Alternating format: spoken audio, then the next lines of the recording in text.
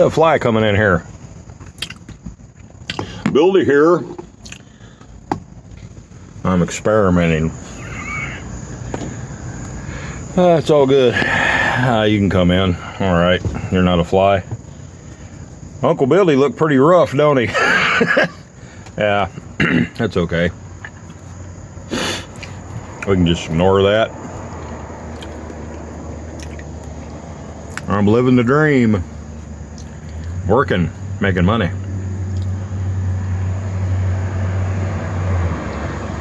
It's Sunday and I'm working today.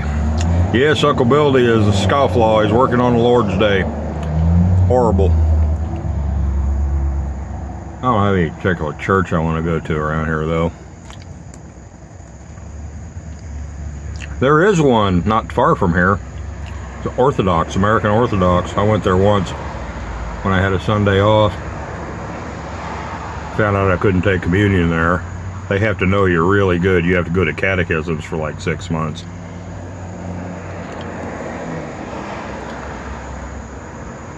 I really needed communion too. I felt for weeks that I really needed to take communion. I found an Orthodox church that wasn't here in America, that wasn't making you fill out a form to go in that they could turn into the government. Yeah, this is back during the COVID thing. Yeah, I admired him for that. That was respectful. I mean, respects. They weren't doing it. They weren't doing masks. They weren't allowed. You don't allow masks in the liturgy. Ruins the spirit, man.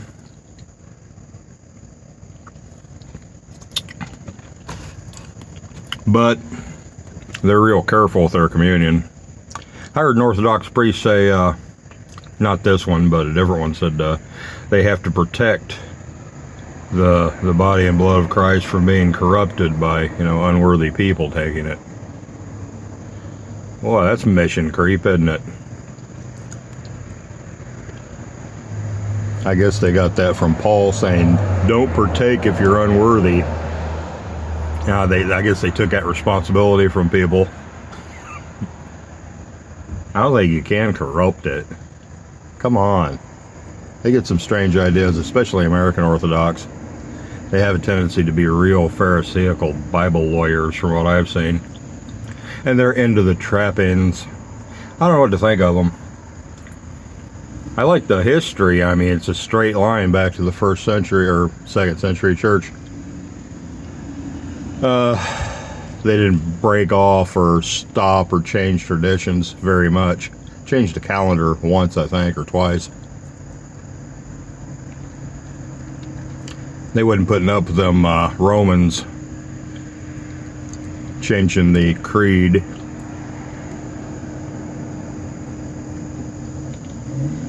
The other 6 churches stayed Orthodox, but has a tendency to be a bureaucracy. It's a human institution. It's not perfect. Let me make an adjustment here. My arm's getting tired. There, that's better.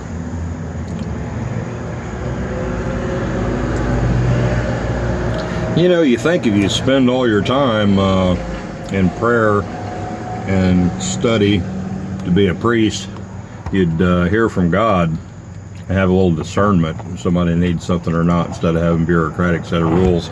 But that's just me. And you'd take a chance on somebody, maybe. They actually think you're going to corrupt the Eucharist. I don't know about that. I don't know everything. Maybe they know something I don't.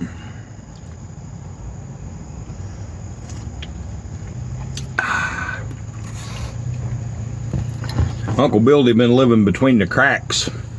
There's something I can do. Saves money, which is something I've done a few times when I was supporting my family. Now it's just me. It's a little bit different, a little more laid back.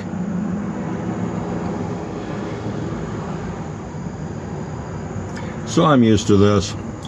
It'll only be about 3 or 4 more days, and I'll get my first check, and I got a place I can get then for a fairly reasonable amount, and then start building things according to some sort of plan.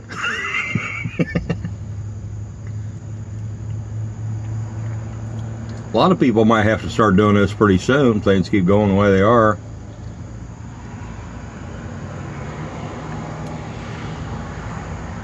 Could give instructions on such a thing. I could be a consultant how to be a bum. But, you know, things change. Things get real bad, they'll change. They'll either get worse or better. Got your enforcement goons. Might be a little nicer to people if there's lots of regular suburban fuglies out here living in their car, trying to find a place to take a shower and shave. It's a lot harder than it used to be. I lived on a motorcycle for 10 years. Not every day, but a lot of times I, you know, do a little urban camping or crash on the road when I was traveling. It's a lot easier back then. Didn't have cameras and security guards everywhere. Go into one of these old gas stations and lock the door and take a bum shower quickly, shave, freshen up a bit. There's nowhere to do that here.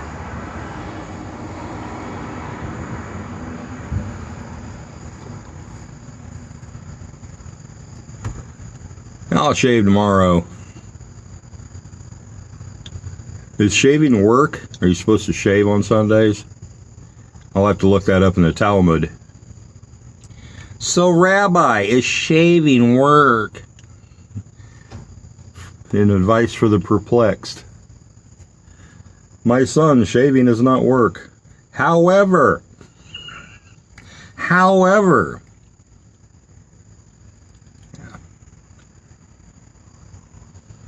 okay, what am I going to talk about today? Enough about me.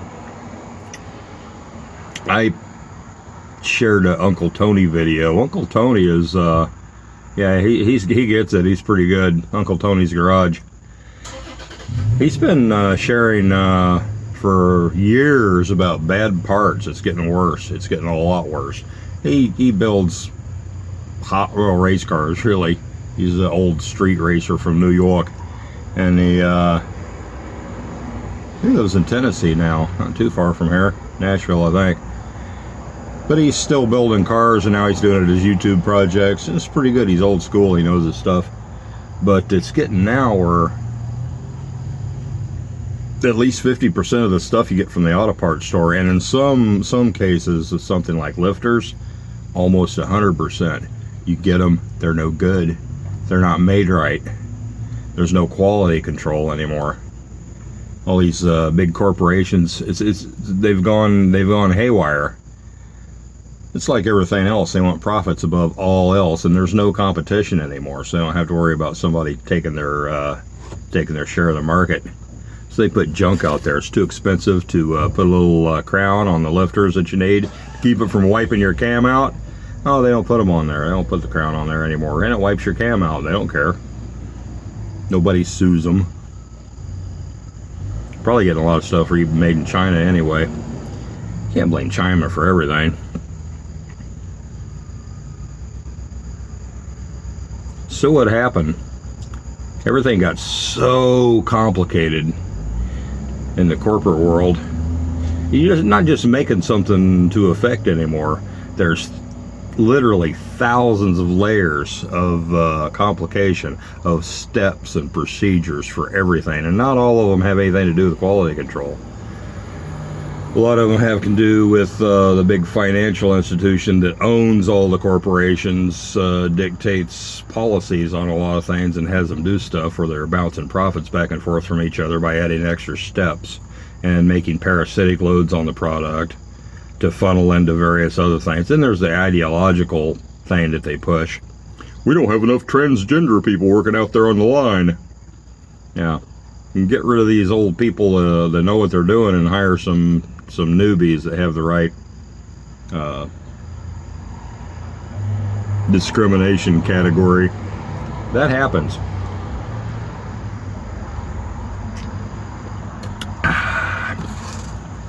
And you got your regulation that the corporations themselves pretty much put the orders in order to eliminate competition. but then they stay in place to keep competition from happening. So a lot of stuff just doesn't make any sense. I've been doing this in factories. I've been doing contract work at all kinds of different factories since 1980, really. Well, 82 or 3 anyway. Mainly stuck with agricultural stuff before 80. Oh, I was in some places. Anyway, going in all these places and seeing how the MBAs run things, the counterproductive way they have of doing things, of creating disasters by making things more complicated and adding extra steps because it's corporate policy, making things more difficult in order to fit the paperwork. And then they tie everything together now here recently, more recently, with because we got very powerful computers that network nationwide. People are developing more and more systems and programs to use on the computers, and they're linking everything together and making everything interdependent to shave off a little more profit and a little more control. And you end up with a system that's so complicated. It's a fragile system. It's got so many points that if one of them goes out, it foo-bars everything. That's okay though, because it's all motivated by greed. Tiny bit more profit, tiny bit more here, tiny bit more there, shave a little bit more off here. That'll make this thing so it doesn't last, so people have to go back and buy another one. You don't have any competition.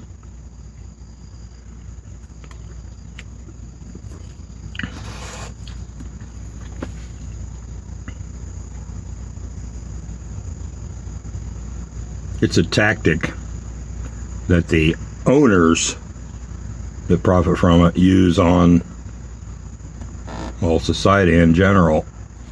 Not functional, not sustainable. Seems like it's just nothing but 1,000 little mold spores growing on the bread, making their own little green spot or blue spot. But it is a part of a grand design. More of the control is more and more centralized. It gets worse instead of better. A lot worse. More and more complicated. And then you get the products that are designed to fail. Plastics are formulated where they start breaking down and dissolving, getting hard and cracking just in a couple of years.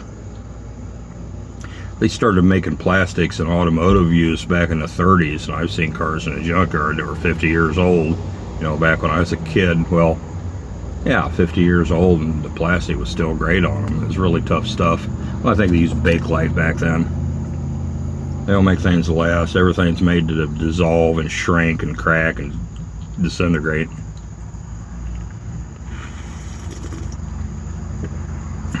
And the designs. My mom had a can opener. It was probably made in the 40s. It still was fine. It's probably still around somewhere if nobody's lost it. But you go to buy one now, you're lucky if you can open one can with it. I'm serious.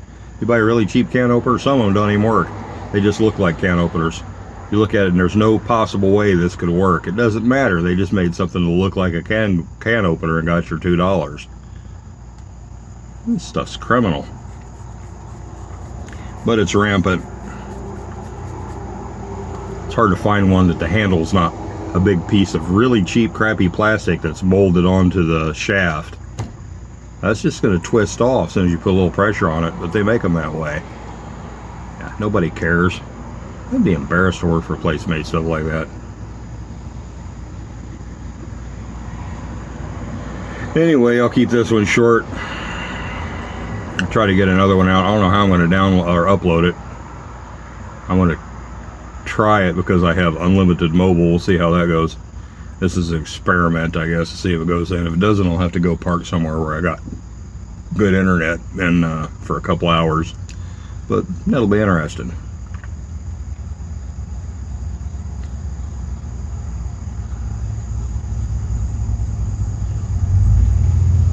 Uncle Bill D.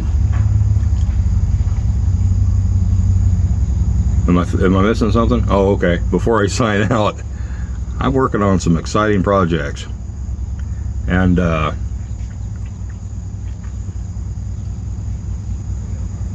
writing something, but it's going to go slow right now. Well, once I get a place to stay, I'll do a lot better.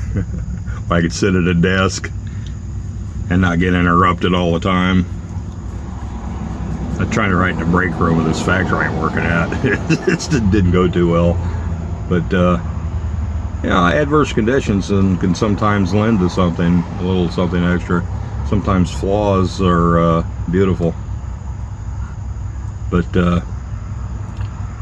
need to put together some sort of book for people that have just figured things out recently and don't have any skills, and they're going into this apocalyptic future that's coming hard and fast. I think it is. There's no shortcuts. There's a million websites for prepping and survivalist and gardening, but you know what? A lot of them are missing something. The most important thing. Keeping yourself centered and knowing what's what, and knowing how to have some peace through all this and things strategically. That's your center, that's your core, and that's what's most important. All the details about how to do stuff, that's out there. Billy's no expert in gardening. He's an expert in some things, but not that. But you can hook people up with the links and all that. I don't know how long they'll stay up. You people that just got in and you don't have any skills and you think you can look it up on the internet when the time comes, you might not be able to. You might need to start printing some of this stuff, some of the basic information. And there's books you can buy that are really good.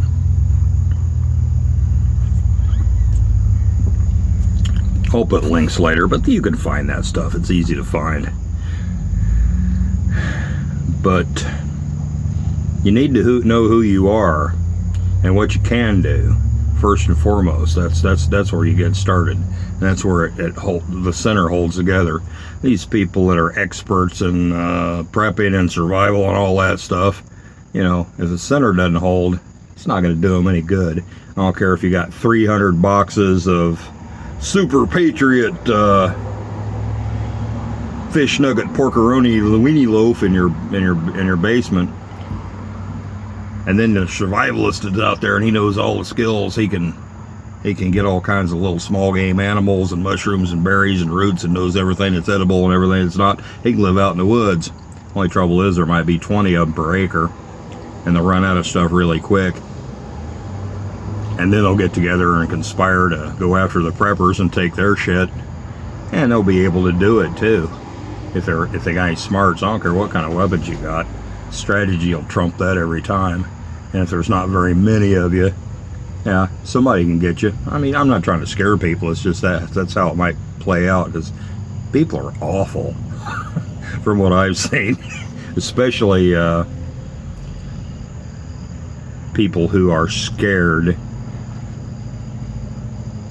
People who don't have much empathy. People who are cowards, willing to sacrifice other people's interests for their own. How do you deal with that? I can deal with it. I know exactly how to deal with it.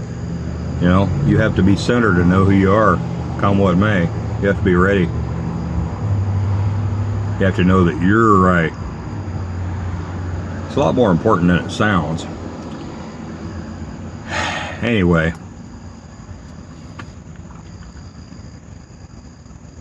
kind of trying to work on something that's a primer for that. I have trouble being concise, but it'll come together. Now it's kind of a bad time. I can't work on it full time. Matter of fact, I got to get to work pretty soon. Got to get going. Uncle Bildy signing out. I'll have some better videos soon, hopefully. I'll try to get another one in before next week, but next week I'll try to have some. I will have some good ones. Uncle Bildy signing out.